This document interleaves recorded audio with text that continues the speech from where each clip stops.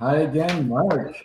We are live on our Friday reset at the Good. Still Wellness Yeah. Podcast. Go ahead, Mark.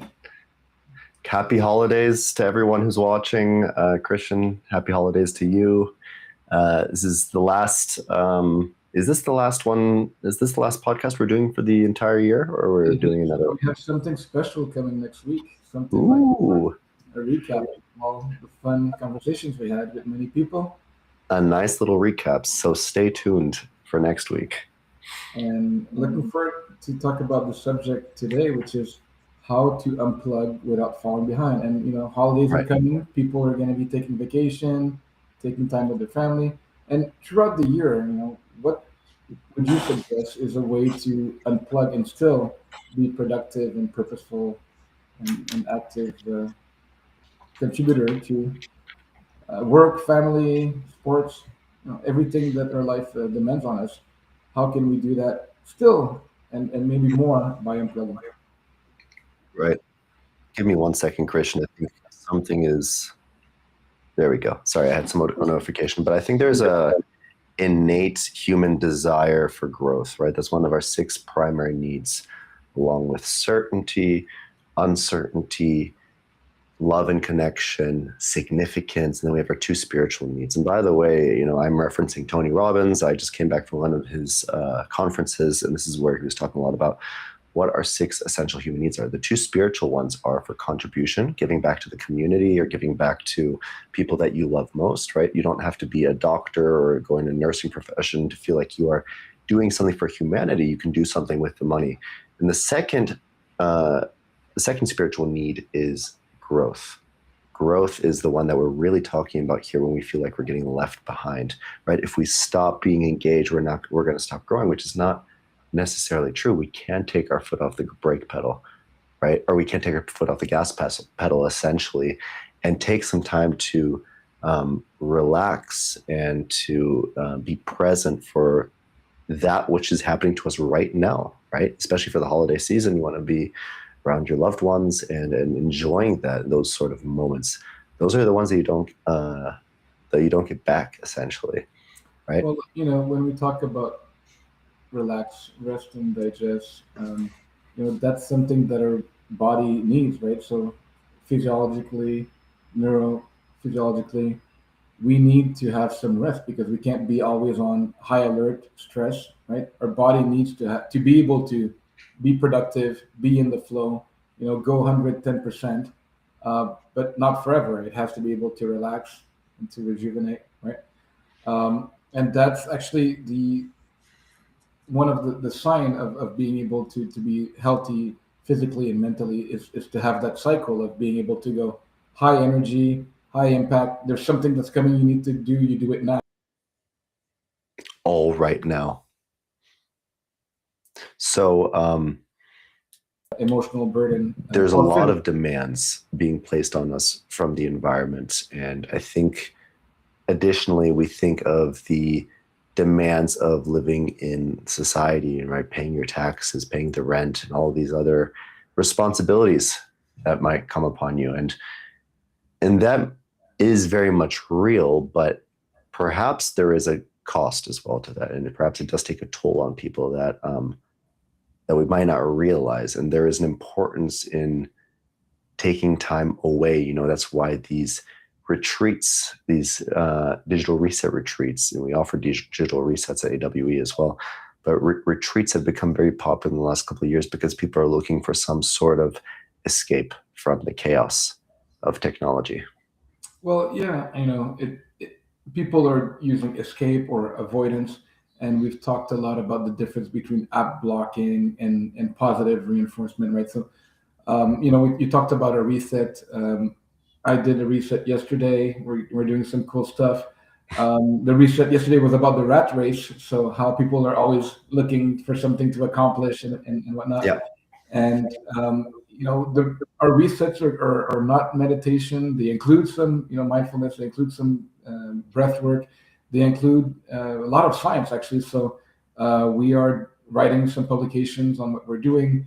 We are making sure that we have the latest science, not just some woo woo or old ways to conceive about how we can be healthier and better in the mind.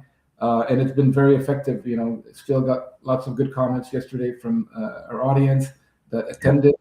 And yeah, we're offering this to people to have the chance, 25 minutes to disconnect to better reconnect, right?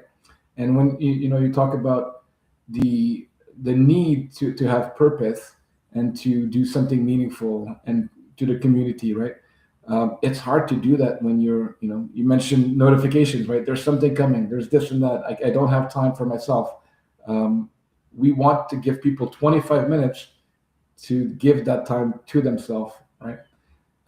So, can you tell me a little bit more about how technology, use notification, phone, computer, are allowing people to have less of that ability to unplug, and not just to plug and unplug and say I'm throwing my cell phone in the river, but Yeah. more like, how can we use that responsibly?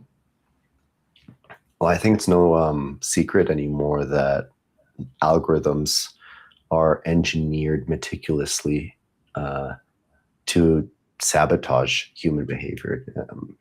These companies want to know more about you than you essentially know about yourself so that they can plan your next move or know what your next move is going to be.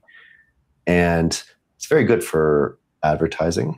It has a lot of good use cases, but it takes away a sense of agency in the process. And I think people who spend too much time online, they feel more and more a slave to impulses and to our lower brain primal desires rather than being able to pursue long-term activities.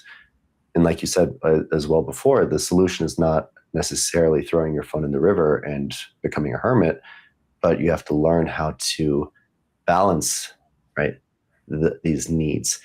And coming back to the 6 needs model, right, one of the things that I've learned recently is that perhaps your social media addiction, your internet addiction, is a symptom of not getting your needs met, essentially.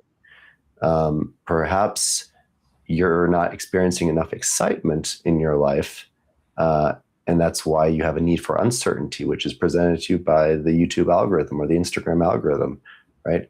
Perhaps you don't have the need of love and connection being fulfilled, and that's why you go on pornographic websites or you have a parasocial relationship with some content creator online. Everything that we do, right, in terms of behaviors is explained by trying to get one of our 6 essential needs met. And if one of those doesn't get met, we will try to compensate in some sort of way. I heard something very, very interesting, which is that when women cheat, most of the time that women cheat is because their partner is not satisfying one of their needs. So if a woman, for example, feels like she's not being heard or seen or understood by her partner, or she doesn't feel that sense of love and connection anymore, but she feels a sense of financial stability from marrying this man, she will go see somebody who will fulfill her need for love and connection, essentially. So while she's still staying with her old husband, because she wants to get as many needs met as possible, right? And in today's day and age, we try to get all of our needs met, but sometimes they can coincide with or conflict. Sometimes they conflict with each other, right? If you have everybody has different prioritization needs. And sometimes if you want certainty in your life, you want predictability, you want a predictable salary, but you also have a high need for uncertainty and adventure, those things can conflict with each other. You see this a lot in entrepreneurship, for example. People want to go into entrepreneurship for the need for adventure and uncertainty and also freedom, right? But at the end, there's expected that there's going to be a light at the end of the tunnel. There's going to be some financial payoff from that. And if you don't get that, that can conflict with the need for certainty. And that's why a lot of people will step out of the entrepreneurial race. And you mentioned adultery, cheating, or going outside of your marriage. There's also the need of excitement, right? So it might be that you're comfortable, you actually might have love and connection with your spouse, but you don't have that spark, that play, that excitement, right? And well, what is excitement? Like excitement, I think, is something novel. Have you ever traveled to a new country and you're like, wow, what is this, right? Um, I guarantee if you go to that country again, you'll still be like excited, but perhaps you won't reach the same level of excitement as you had the first time that you saw a place. Then the third time, fourth time, fifth time, right? It's like eating your favorite food. Like the first time it tastes amazing. Second time it's also amazing. It's always going to be great, but it's never going to quite hit it with that same level of excitement like the first time. I feel like excitement definitely falls into that category of uncertainty, novelty, and adventure.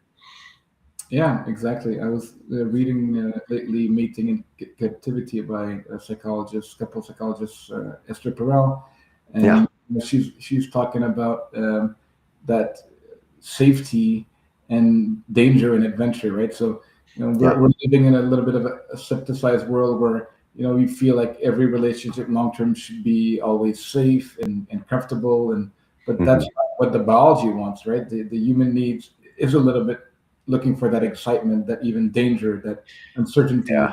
right? Would love to get Esther on this podcast at some point in time. She's probably the expert on affairs, right? And why people cheat. And I think there's just so much for anybody who's watching this who hasn't checked her out. Like, check out Esther Perel. She's like the top relationship expert in the world on cheating and affairs. Yeah, she's invited. We'll see if we can catch her next year, Esther. Yeah, Love you.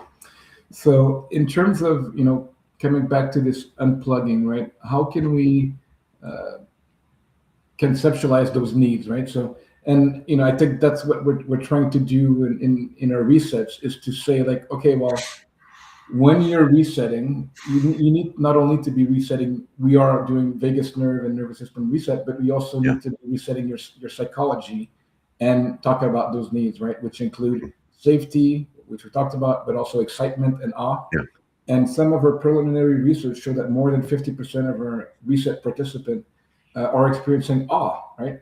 yeah, So awe is a phenomenon, that it's an emotion, it's a sensation, and it's like transcendence, like feeling that things are bigger than you, right? And that's a positive, exciting emotion that people are not feeling enough in day to day, right? But if we want to come back to the neuroscience and neurobiology, I just wanted to kind of explain that there's a lot of theories about the vagal nerve. The polyvagal theory is the main one. And there's a lot of books talking about healing yourself with the vagal nerve. This is one of them, Healing Through mm, the Nerve, with some forward by a doctor. I have read and seen some here, vagal nerve here also, heal your nervous system.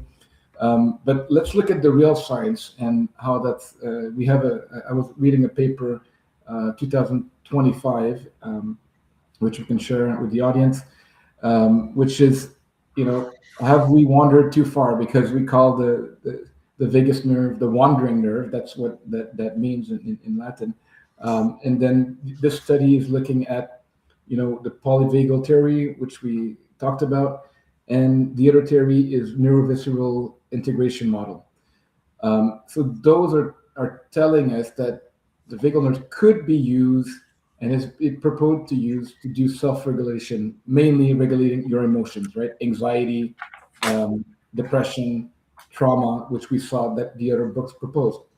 Now, the conclusion of this paper is quite interesting, which is says that the actual, biological research looking at the cardiac and vagal activity are not that concluent, and we need to have more regularity in terms of studies, and also we need to look at the ecological context. So that means how are you using this not only in the lab but actually at home, where people are stressed at work.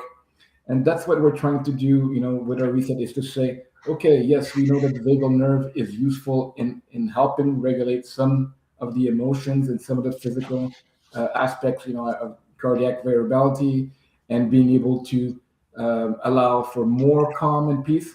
And yeah, by the way, 100% of our participants so far have claimed that they have subjective calm, and 85% use the word peace, right? So we know that what we're doing is creating a subjective part of well-being and or happiness, subjective well-being. And there is some biology and neural correlates, but what this paper says is that it's not just the biology, it's also the psychology, it's also the context, it's also when and how and why you're doing this and how you feel about it. So yeah, what do you think about this, Mark? Any comments? Yeah, I mean, it's super interesting. Besides the reset, do you have any other pieces of practical advice that people could perhaps heal their vagal nerve? Well, in terms of Vegas research, there are 6 to 7 different types of breathing techniques that can work. And again, it depends on the individual and the context. Mhm. But we try a few of them, breath work included in some of our resets. There are some that you can find out and try to figure out on your own. If you need assistance or coaching, we're also available for that and might have some technology to help in the near future. And in terms of other tools, there's something that I've been using, which has some very degree of evidence-based reporting. It is, something like a acupressure map or shoes. So you Hmm. have a map that you can be on for 20 minutes, and that will kind of prick you and regulate somewhat your vagus nerve. And you can have shoes or sandals that do that as well. So that's just something that you can buy and purchase and use. There are some more invasive or complicated vagal nerve stimulators out there, but I think that there's a lot to be done with breath work and psychology to regulate the nervous system in general, It's and the, fascinating. and the endocrine system, which is the hormones, the cortisol, the stress hormones, the oxytocin, vasopressin, the endorphin hormones, the love hormones as well. And so there's a lot that we can do understanding both the psychology and the neurobiology. That's amazing. That's really, really interesting. I think what I learned for myself, and again, this doesn't apply to everyone, but um, I have difficulty sometimes when I'm working in front of the computer for long periods of time. And I noticed that like a lot of it is just my physiology, right? If I'm slouched down in a chair all day and I'm kind of looking down and I'm at the computer and I tend to like just slide down and start reclining in my chair, and that really affects my focus tremendously. And I feel like there's no outlet. I mean, I have this energy that I want to let out, but there's no outlet, right? Essentially, I'm looking at a wall all day in Hmm. front of my face. And by allowing myself to get into a peak state, I get up and I start shouting and start slamming my chest and jumping up and down. That I would be interested to see what the research would have to say for the correlation between an activity where you are jumping up and down, like and and and how this corresponds to the vagus nerve. Well, I know that my friend Matt is an expert in kind of using uh, his knowledge of our proprioception and inner ear, so balancing system, and some of kind of the power pose that if you put your chest up and do some certain pose that gives you some energy, confidence, and motivation, Hmm. and affects your also your hormones. So I know that not specifically just the vagus nerve, but there are some studies that shows that also your balance. So if you practice yoga or other, if you're a gymnast and you're practicing your balance, that also has some positive effects on your mood and on your posture. So yeah, the body affects the mind and vice versa. What's the vestibular system that you're referring to, right? So the feeling of orientation, and it's like why a lot of people will get very sick in a car when they're reading a book or when they're on their phone, is because the brain doesn't have a really good idea of balance, right? It's people get seasick for the same reasons, is because the vestibular system is being thrown off. I was writing. I was driving a friend this weekend, which has very bad car sickness, and yeah, it Hmm. was funny to see. Oh, I'm sorry, I can't look at you. I have to look at the horizon because, yeah, it's some conditions that there is no actual treatment for her condition yet. Mm. Um, we know that those systems are all interactive, and that's why we try to see the human body, the mind, technology, and humans as very holistic and systemic, right? Relationships, everything affects what we can perceive and feel. 100%. And I think that people are often familiar with the theory around this. Perhaps they are like, yeah, I understand. But how would you explain, why is it so difficult for people to put knowledge into action in general? um, it's two different parts of the brain, right? So Hmm. you have the cognitive part, which is I understand, I get it, and then there's the I'm going to do it, and what's going to keep you motivated to do it, right? And that's again one thing that we try to incorporate in the reset. One of the recent studies showed that 77% of participants had like an embodiment experience. So they not Hmm. only understood the material that we're talking about, but they felt it in their body. Some felt warm feelings, some cried, some had goosebumps, like awe experiences. Some felt relaxed, right? So people felt it in their body after the research. So that's how changes will be more lasting than just listening to a podcast or reading something and intellectualizing it but not feeling it. So this is something that I've thought about this week. And for all listeners, we will get back to the subject of taking a break from digital distraction. But So we're um, taking a break from taking a break. just taking a break from taking a break, exactly. Uh, but in a certain way, right? One of the needs that I alluded to before, uncertainty, excitement, entertainment, that gets met somewhat maladaptively through instant gratification and YouTube, Instagram, porn, all this stuff. There is a real fulfilling dopamine, right, to be gained from long-term goal achievement. And I think that perhaps a lot of people, especially, this is especially relevant for New Year's resolutions. You see gyms full of people for a month in January, and then it's totally empty. And I think partly that's because there's a lot of excitement around imagining your future ideal. That's novelty, right? But conditioning yourself repeatedly over time that this is what you want, right? And you have to have behavior that aligns with this Mhm. goal achievement. That's the more difficult part, is reminding yourself repeatedly, because I think you can imagine I'm losing 20 kilos, right? Okay. That's really attractive. I want to have six-pack abs at the beach. Okay. Even better, right? I want to be have six-pack abs at the beach and have like women going crazy over me. Okay. That's really appealing. That's going to motivate me to sign up for the gym, right? I see a gym offer, get your six-pack abs at the beach. Fantastic. Sign me up. Okay. I go first week, I'm like, fuck yeah, like let's do it.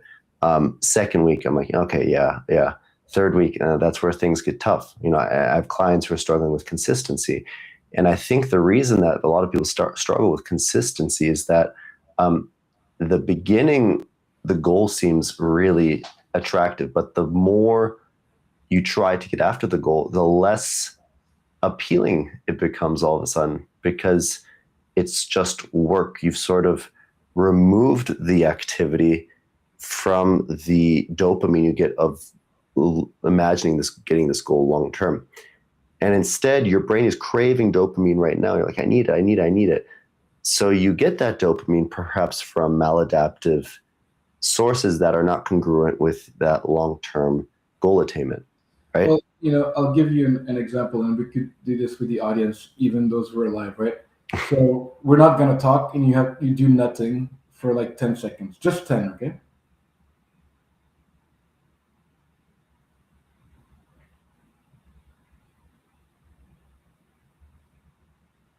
Doesn't that feel good, right? You don't Yeah. have to talk, you don't have to do silence, stillness, right?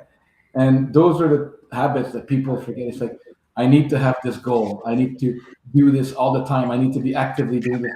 Yeah. But Yeah. you sometimes you just need a pause, right? And then what makes the dopamine better is that if you, instead of having goals, you start to ascribe meaning and purpose, right? Mhm. So it's not only about the goal that you achieve or don't achieve or win or lose. It's like what I'm doing Yeah. today, I'm doing it with purpose. So that in itself is good enough, right? So let me play because I've like taking on this role recently in the last couple episodes we did, but let me play a devil's advocate for a second for what you said, which would be if I take my foot off the gas pedal, right? And I'm just like, yeah, I can be silent for 10 seconds or 10 days, 10 months. Mhm. Uh, I'm going to get really behind in life if I do that. Mhm. Therefore, I shouldn't take my foot off the gas pedal. This is a sentiment I see from a lot of my friends who live in the US. Yeah. They're afraid if they don't outperform at their job that they're easily replaceable and they'll be taken by somebody else, right? Well, I would say that in the corporate world in general, most people are easily replaceable anyway, so accept Yeah. it and move on. But you can. Welcome to LinkedIn. Let's hashtag quote of the day for LinkedIn. You're replaceable. Move on. But it's not that your position is irreplaceable. You as a human being is irreplaceable, but in the corporate world, you're not made felt like that. Often. Like I just interviewed people for a new role, and people was like, "Wow, Chris, like you make me feel like a human being." And I've had other interviews, and I've just felt like a number, right? So that's Yeah. the state of the world. And if they're in those types of jobs, then maybe they should look for something more purposeful. But more importantly, and that's really important, right? Maybe if they feel like they're getting behind, is that they're not in a job that allows them to give their purpose a priority and their humanity a priority, right? So maybe that's one aspect. But most importantly is like, why is there 2 weeks vacations in the US and in Canada? Actually, that's not good enough. In Europe, there's four. In Australia, there's 6 weeks, right? 4 So weeks. like and is it more or less productive? It depends on the company. It depends on many things. But like just imagine that we can have physical vacations at home, like staycation or going to travel, like Mark and I love to do. But there's also like vacations in the day, in the week.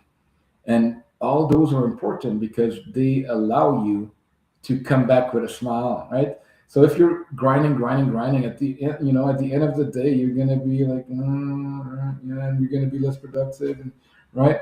And you want to keep that energy level high and that purpose, and you're gonna make more mistake if you're not rested, right? You're gonna start making mistakes. You're gonna start making bad decisions. You're gonna, whatever. But eventually, that takes a toll on you.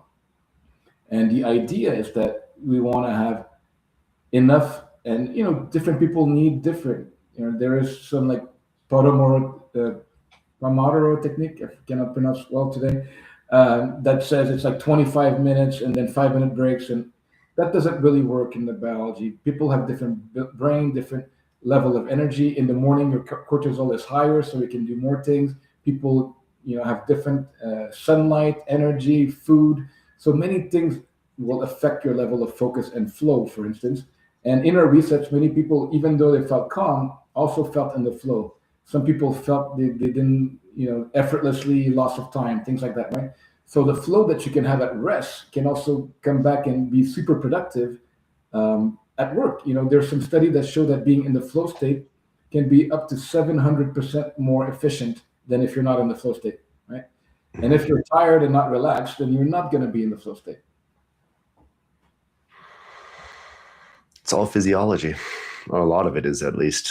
It's a lot of it's directly related to physiology and how you take care of yourself. And again, I think people might know this, but the expectation in society is to be constantly moving and creating. And if you're not moving, you're dying. That is the motto that rules a lot of capitalism, right? If you're not moving, you're dying, and I have to constantly be right. If I stop and I take too much time for myself, then I'm going to fall behind, right? And a lot of people are afraid of the uncertainty of what that would mean. Well, I will say that, and for the top leadership and leaders, it's like rest is, could be potentially bad if it's just avoidance, right? And when you're avoiding, you're actually not really resting because you're avoiding anxiously, right? you're procrastinating and you know you should be doing something, but you're not doing it, right? So rest with intention is what's good, right? So you want to rest with intention, and then you're not avoiding, then you're not procrastinating, then you're doing what's good for. So besides the digital reset, how do you rest with intention? There's many ways, like I've been sometimes doing micro meditation or like micro mindfulness or like awe walks, right? So you walk outside and then you see the beauty and the birds and right. So small things like that, might sound stupid, but it actually affects your brain so positively, and you're like, okay, now I can. Oh, and then my business idea also came, right after, and then I can implement it, and I have the energy, and right. So. Mhm. Those walks are so important, right? And just perhaps going to the gym or finding some time just to lay down, close your eyes. Some of the most important things that you can do. And then the social aspect, right? So spend time with friends, go laugh with your buddies, go play some sports, all those social connections, call your family member that you've been ignoring, especially in the holidays, you have an excuse, oh, hi. Those are all super good for our brain and body. Our body needs social connection, right? Do you think that like type of social connection of speaking to somebody in an online form like we are right now, Hmm. does that suffice for that need for connection? It does about 90%, right? So Mm. text and phone are not great, but we know that people using messaging app instead of social media have much less adverse effects than scrolling and liking and feed. So if you're connecting someone directly with a message, it could be SMS or other platforms, Hmm. that is kind of a communication, depending how deep or interesting that is. Phone is better. So, like I said, call someone. And then Yeah. video is the next best thing because we can have like the nonverbal, the eyes, right? Beyond just the laughter or the shared uh, intonation, because in the text we don't have the nonverbal intonation. But Hmm. the best is always face to face. And when you can do that, you increase because you have the proximity and you can have the touch. Um, so yeah, that's the best, but this is the second best. So I heard this. I think a lot of people are reluctant to call somebody on the phone.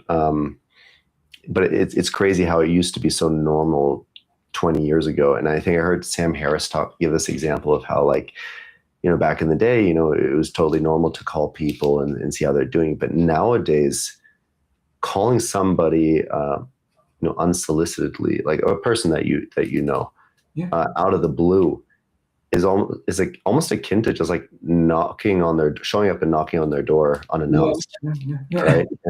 And people feel like why are you calling me, right? yeah. So I think there's a big hesitation to even do that in the first place. Well, that's true. I mean, I still have quite a few friends that I can call out of the blue, and they can call me. But yeah, I Yeah, know that in many things, like if you're not texting or asking if you can call, or and it because we've become so reliant on technology that right. it becomes like, well, I'm texting so much, and then like what, like it's awkward now to talk. All right, you can leave even voice notes, but having a real live conversation, why, but it's Yeah. better than what people are doing now, for sure.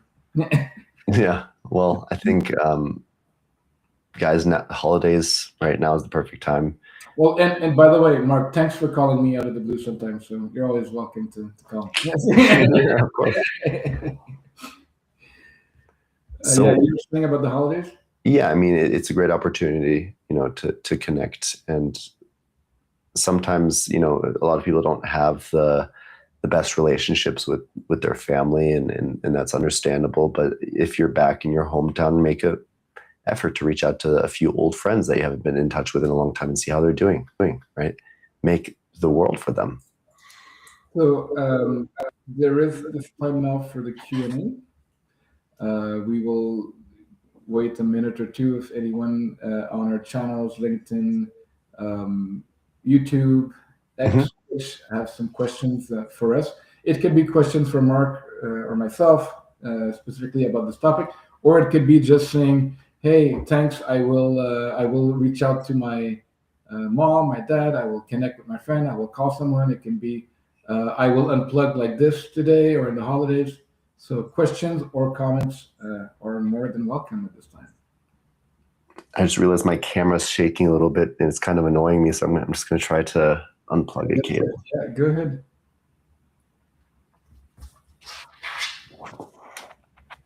So in the meantime, and you can also drop in questions at any time. Yes, we have our free digital reset, which I love to perform, and Mark does as well. On our website, digitalwellness.com, you just click the free reset, and you're on our way to resetting and unplugging.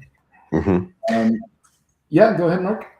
Another opportunity. If there are any parents watching here, you know, Christmas time, obviously great time to rest and connect with your kids. But if your kids, if you see their kids around the house on their iPads or, in the front of the computer, and you're like, kids these days, they're not spending enough time with us. It's a great opportunity, just check out the All Smarter phone. It's on our website listed right now. It's been live for a little over a month now. And this phone is specifically designed to make sure that you have better interactions with your children, more engagement with their children. They're spending less time on the iPad and more time face to face with the parents, right? It's been scientifically tested and proven to increase interaction with parents. And that's what it was made for. Right. So if you're looking for a way to improve your kids' behavior without yelling at them or banning the devices, check out the All Smarter phone. It's on our website. Thanks, Mark. Yeah, very useful for parents, teenagers, and even youngings that are getting their first access to this fun but dangerous world of the internet. Oh, yeah. So we're trying to help them with positive reinforcement. Marketing team has a question from the audience here. I feel guilty resting when others are still moving. Mark, what would you say to that? Feeling guilty? Resting? Guilty when others are moving. You should feel guilty. No, I'm kidding. I'm joking. Feeling guilty when others are moving is a normal response. And I think it alludes to what we were speaking about before, which is feeling like you're falling behind if you take your foot off the gas pedal, essentially. And I want you to remember that there is no race against other people, right? There is no, my girlfriend usually says the worst 3 C's are criticize, compare, and complain, right? If you're consistently comparing yourself to others, you're always going to feel like you're falling behind, right? But the true measure, the comparison, and I think the great psychologist from your country, Christian, Jordan Peterson, he says, compare yourself to who you were yesterday, not to somebody else today. And I think you have to ask yourself, okay, if I'm less burned out today than I was yesterday because of the rest that I took, isn't that an incremental improvement over time? Thanks for sharing. And I agree with those 3 C's. And there's a fourth one, which is very important, contempt, right? So contempt is kind of a deep, it's complaint getting to like when you don't even admire or despise that person. Like contempt is a very bad state of mind. And I'm actually still writing my series on happiness. So there's the 7 C's of happiness, and then there's 7 bad C's. So Mark has 3. There's a 4th. We'll figure out about the 3 others later. We'll have books available on the website next year, by the way. So when we're talking about guilt, right? So my first idea is like non-judgment, right? So you're doing something, don't feel guilty, don't blame yourself, don't blame others, right? And resting is actually necessary, right? So if you feel guilty about resting, then you don't understand that that's actually what you need to do. It doesn't mean you need to spend 3 months, in South Florida and do nothing, and not feel guilty about it, or not feel an impetus to do something else if you do have one, or else stay 3 months in South Florida. It's not going to be me. Mark? I think that, again, guilt is normal, but you have to be able to recognize the point at which to start the momentum, to start moving again, right? If you are not moving, because like I said, it's easy to go on vacation. That's really important for a lot of people. But if it's consistent vacation and you feel something gnawing inside you, like that need for growth isn't there, that's a really important call to action that you cannot ignore. Call to adventure. Yeah, because everyone, like, people are talking about the and I wrote my first novel when I was 17 about like a utopia, right, where there's no money, and so now we're talking about universal basic income, and people are saying, well, what would people do if they get paid to do nothing? And it's like, well, there's many people that volunteer. There's many people that are retired, and Right.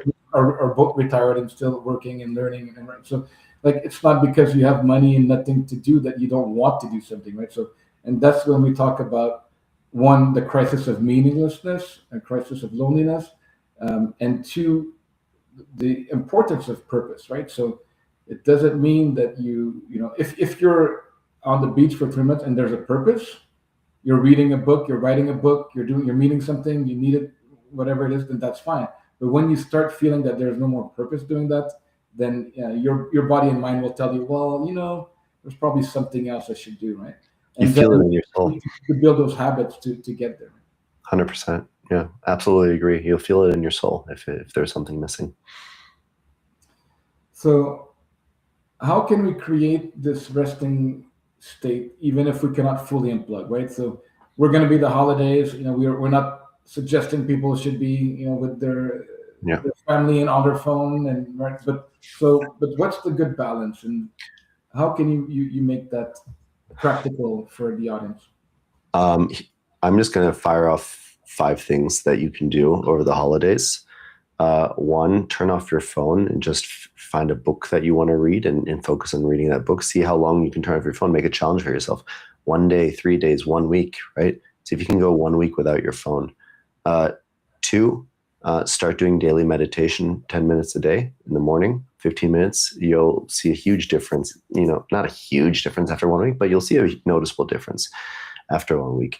3, if you have this in your city, I highly recommend it. Sensory deprivation tanks. This is like a meditation on steroids, but essentially, you go into this tank full of water that's loaded with rock salt, and you're floating in the water. There's buoyancy, and you're in there for an hour and a half, but you have no sense of time. So the time passes by much quicker, right?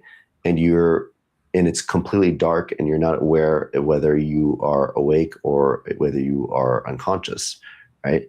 And that can bring a lot of really interesting insights as well. The 4th strategy that I would recommend before it becomes New Year, New Me, start going to the gym, right? Just go to the gym, dedicate some time for yourself.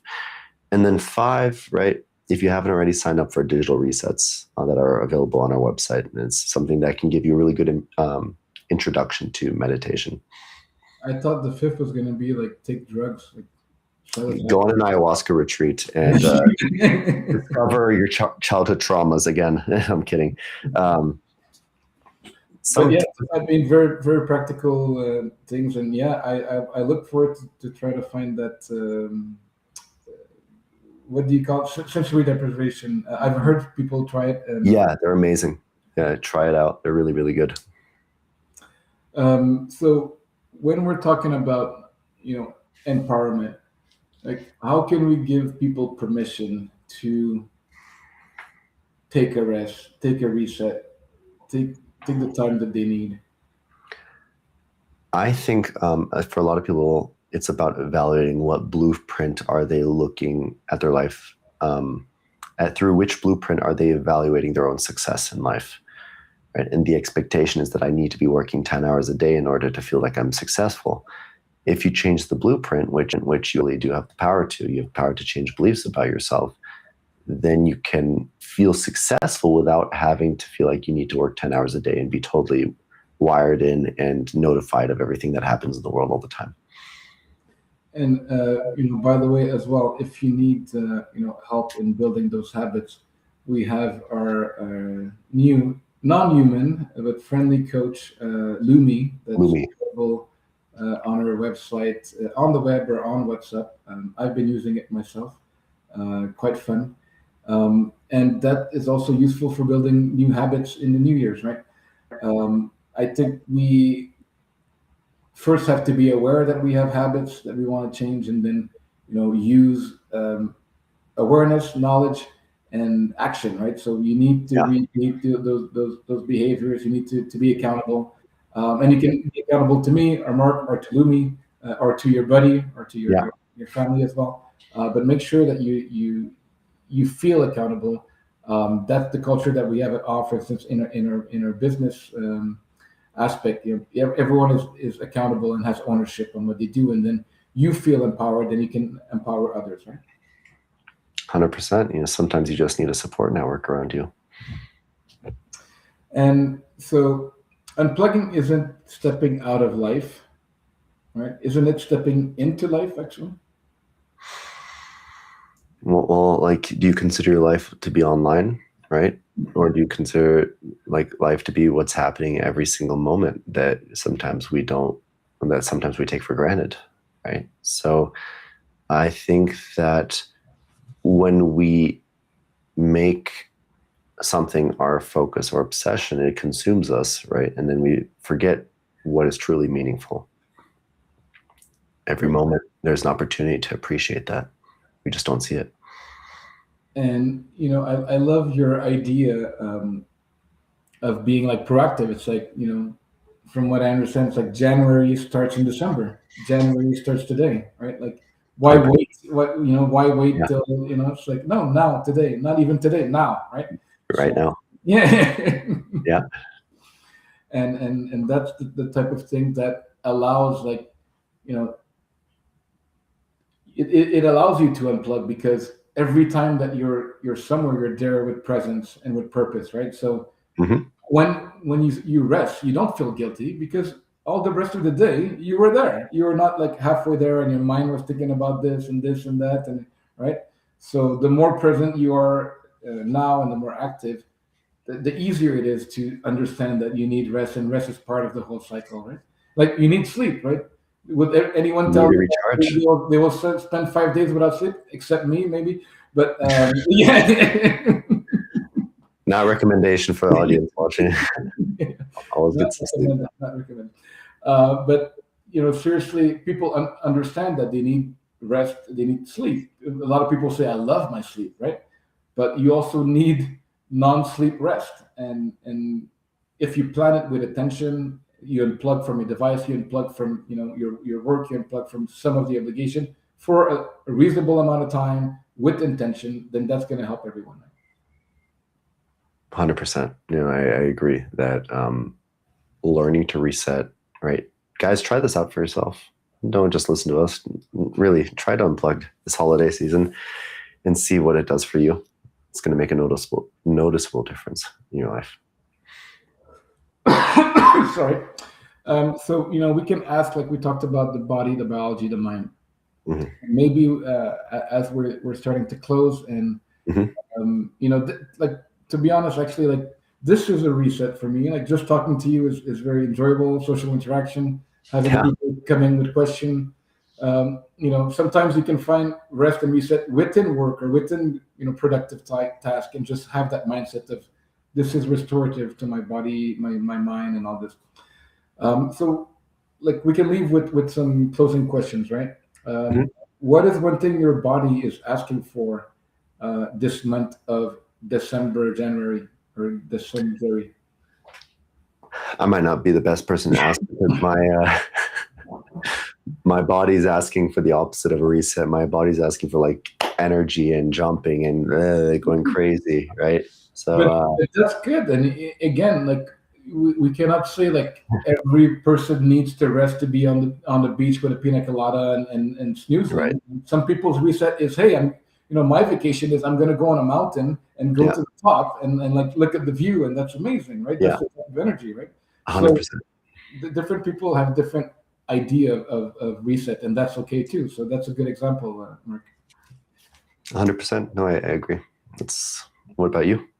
Um, yeah, my body is also telling me that I have a lot more energy to go.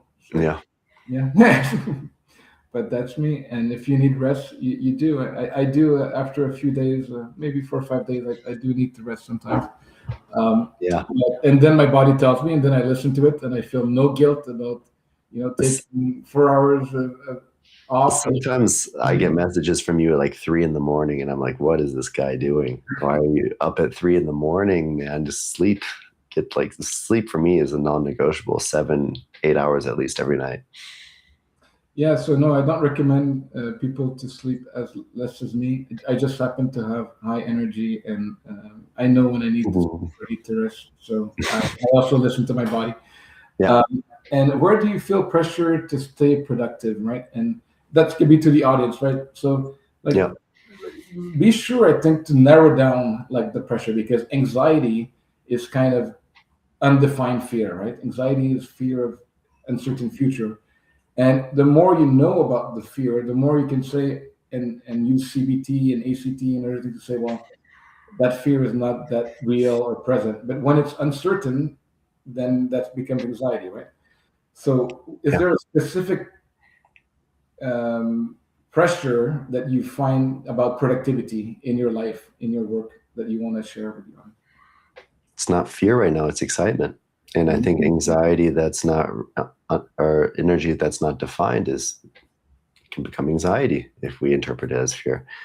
So I feel a lot of excitement about what we're doing at AWE and over the next couple of months, and where we can go. And that for me is the excitement that I'm feeling right now. Great, thanks for sharing. And to the audience, and if again, if you have any questions in the audience before the next 5 minutes, where we're trying to close off Q&A. Q&A time. Thanks for the previous questions. What would rest look like if you didn't feel it was risky, right? Because you're risking to lose something, like FOMO of doing something, right? Or not doing something. Is that a question for me? What would risk look like if it The weren't? audience, or for you, if no one's answering for now, go ahead. What would risk look like if you didn't have FOMO? Rest. Rest. Look like if it didn't feel risky. Yeah. Peace. Peace. That's Yeah. That's how I describe it. Well, that's a good closing word. I love peace is one of my 8 P's, and Yeah. we want to encourage peace. We're modern Peace. day hippies, right? Thank you for listening and interacting. We will have a special podcast montage, probably recap next week, just Hmm. for Christmas or around that. That's the Christmas gift for everyone. And we will be definitely back in 2026 with more guests, with more just Mark and myself talking about those amazing topics, and you contributing with your thoughts.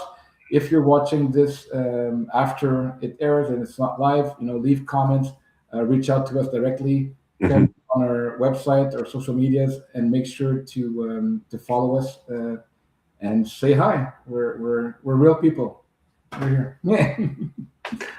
All right, guys. Thank you so much for watching another episode of our AWE podcast. And make sure to tune in next week for a very special podcast episode, end of the year podcast episode. We have some really exciting guests coming up in the new year. We're really glad that you guys can kind of accompany us on this journey.